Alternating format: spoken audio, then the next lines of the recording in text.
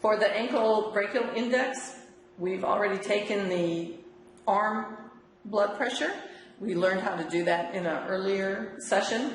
And so now what we do for the ankle brachial index is you're going to go ahead and take an arm reading first, and you're going to use the systolic number.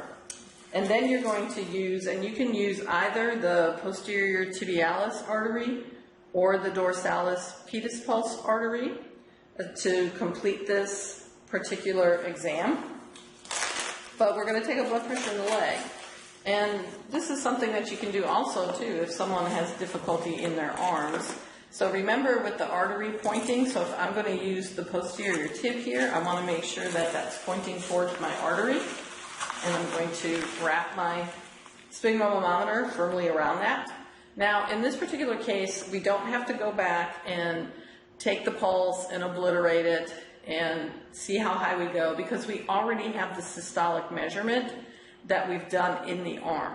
And so if our systolic measurement was 120, we can go 20 to 30 millimeters of mercury above that, and that's how high we're going to pump this up. So you don't have to go through that whole process again.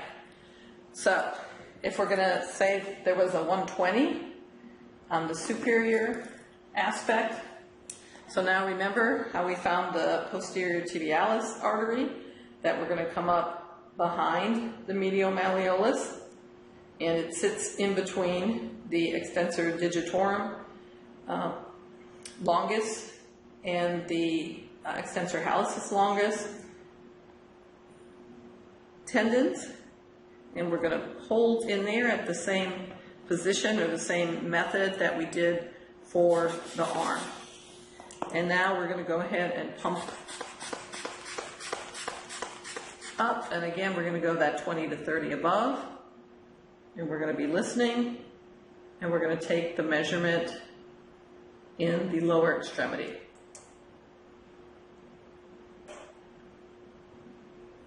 And what we're really looking for here is the systolic number. We don't need the diastolic number, because we're going to be taking the systolic from the arm and put that and divide it by the systolic. We're going to take the systolic from the ankle and divide it by the systolic in the arm. As I said, you can also use the dorsalis pedis pulse, and again, we learned how to palpate this. This is why it's important to learn how to find these arteries. And we can place the stethoscope on the dorsalis pedis artery, and we can also take the ankle blood pressure reading in this position. So let's take a quick look at how we would calculate the ABI based on some findings. So let's look at the blue example first, and that would be that the brachial reading was 125 and that the ankle reading was 130. And if we take the ankle divided by the brachial of 130 divided by 125, we get a result of 1.04. And when we look at our results in our table, we're going to note that that's a normal reading. In our second example, the ankle systolic reading is now 110. And when we divide 110 by 125, we're going to get 0.88. And so now we're getting into some mild arterial insufficiency.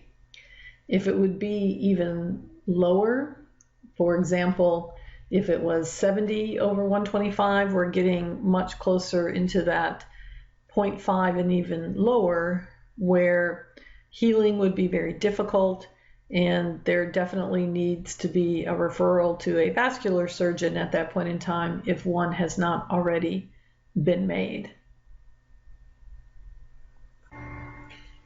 And here's just a quick look at the normal and abnormal ABI measures, and you do need to be familiar with these, at least know that once you're getting below 0.8, you're getting into moderate and greater arterial insufficiency, and when that a referral to a vascular surgeon, if the patient is not already seeing one, may be appropriate.